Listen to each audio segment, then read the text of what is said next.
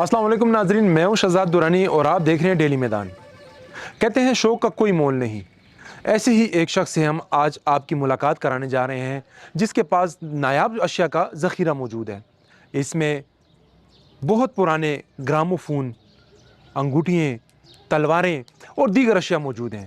آئیے ہم پرنس ماہر خان سے یہ جانتے ہیں یہ نوادرات انہوں نے کہاں کہاں سے اکٹھے کیے اور سب سے قدیم چیز ان کے پاس کون سی موجود ہے۔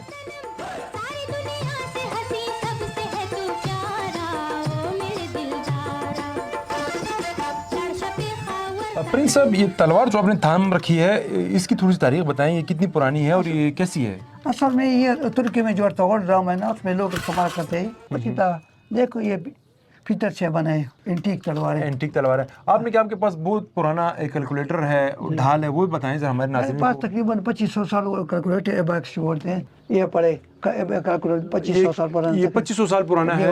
یہ اس کے ساتھ یہ 400 سال مغلیہ لال بھی، یہ لیٹن میں ہے۔ یہ جو ہمارے دیکھ ایگزیبیشن ہوتا ہے نا، پشاور میوزیم میں ایگزیبیشن ہوتا ہے 19 سینچری میں، یہ گورنر بھی کرا میں بھی نہ تو صحیح بھی ہو جیسے۔ یہ جو کیلکولیٹر آپ نے کہا کہ 2500 سال پرانا ہے، قدیم ہے، یہ کس جگہ پہ استعمال ہوتا یہ تھا؟ اصل میں ہمارے جو پرانے زمانے میں چائنا نے ایجاد کیا تھا نا، لیکن یہ پرانے لوگ استعمال کرتے ہیں نا، اس پر حساب کرتے ہیں۔ ٹھیک ہے، اس وقت یہ جدید کیلکولیٹر تھا، جدید تھا، حساب کتاب اس پر تھا۔ بالکل۔ اس کے علاوہ اور چیزیں ذرا بتائیے، آپ کے پاس ڈھالیں ادھر بھی پڑی ہیں، تلواریں یہ ہیں۔ مغلیہ دور کے کیا ہوا اس کو نیزہ بولتے ہیں، یہ بھی ہے، یہ بھی پڑا ہے سارے۔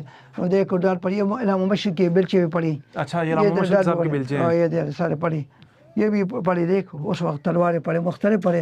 ہمارے پاس رشین کا سموار بھی ہے جس میں وہ چائے وغیرہ پکاتی ہیں۔ وہ کون سی ہے؟ 250 سال پرانے تقریباً۔ یہ کون سی؟ یہ سموار پڑی، یہ مغلیہ دور کے برتن میں پڑی ہے سارے۔ دیکھو 300 400 سال مختلف پیٹ کے لوگ پڑے۔ آپ کے پاس گراموفون ہے؟ یہ گراموفون یہ میں انگلینڈ سے لے کر آتا ہے۔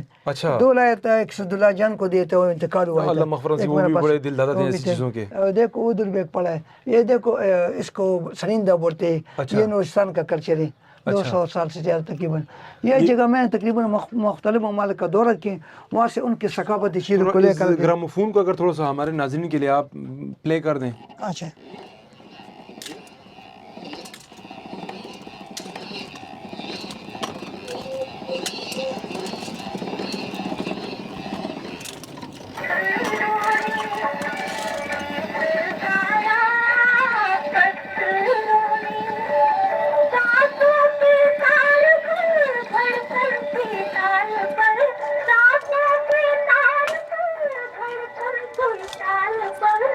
پرنس صاحب، اس ریکارڈ کے چلنے میں ایک تو یہ ریکارڈ ہو گیا، ٹھیک ہے، جب یہ ریکارڈر چلتے ایک ریکارڈ لگا تھا اس پہ، یہ آواز کدھر سے آتی ہے؟ یہ ساؤنڈ باکس اس سے آواز نکل جاتے ادھر پہنچاتے ہیں نا، ٹھیک ہے، اس کو ساؤنڈ باکس بولتے ہیں۔ ٹھیک ہے، تو یہ جب چابی، تو اب اس کو اس طرح چابی گھمائے گا نا تو اس کے چور سپیڈ زیادہ ہو جاتے ہیں نا۔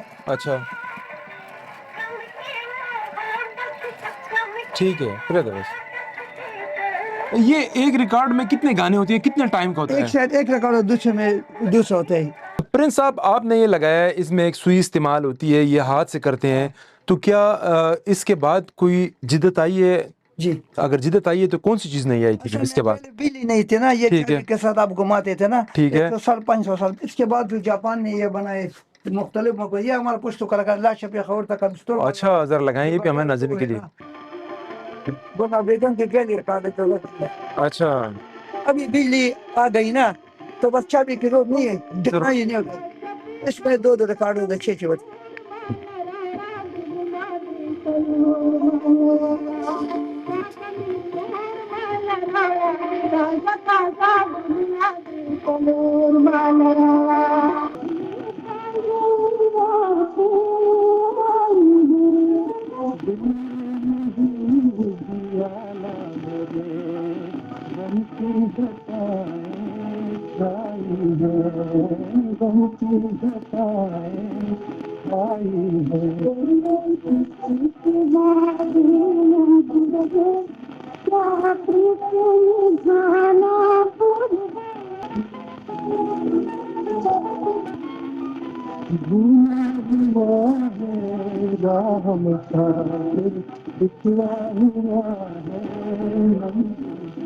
प्रिंस साहब, ये जो आपका कुल असासा है ये कितनी मालियत का होगा? ये 20-25 लाख का तो होगा तकरीबन, लेकिन मेरे पास काफी बड़े बड़े रेडियो ग्रामोफोन ये जो सामने रेडियो पड़ा है ये ग्राउंड के जर्मनी से लेकर आता मेरे पास जर्मनी की रेडियो, फिलिप्स है, हॉलैंड की रेडियो है, इंग्लैंड के ग्रामोफोन बहुत बड़ा होते हैं, तकरीबन 3-4 फुट से बड़ा होता है। लेकिन ये जो ग्रामोफोन आपके पास सामने देखिए वो तो बड़ी थी, रेडियो बहुत बड़ा है, ये तकरीबन ना हो तो कम से कम 4 फुट का होगा। ये रेडियो है, पहले ज़माने ये रेडियो भी पहले इजाद हुआ था ना, ठीक है, रेडियो के बाद इसने वो ग्रामोफोन इजाद किया।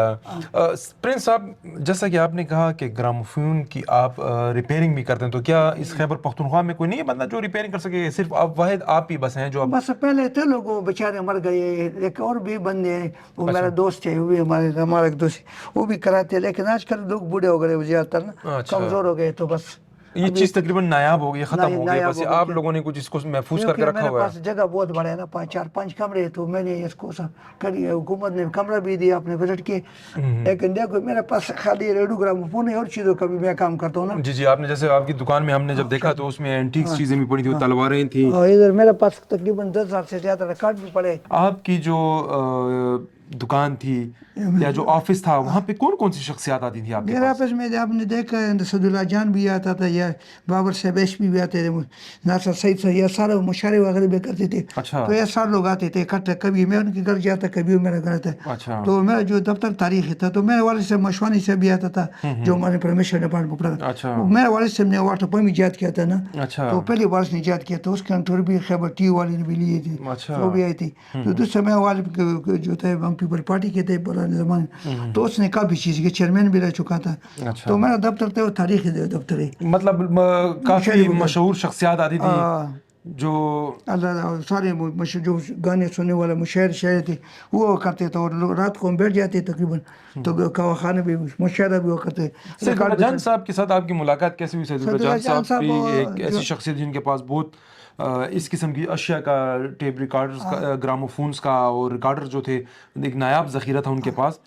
और चूँकि मेरी उनके साथ जान पहचान थी, अल्लाह उनको मग़फ़िरत नसीब करे, उनके पास वो राज कपूर के जो दादा थे बशीर नाथ, उनका भी एक ग्रामोफोन था।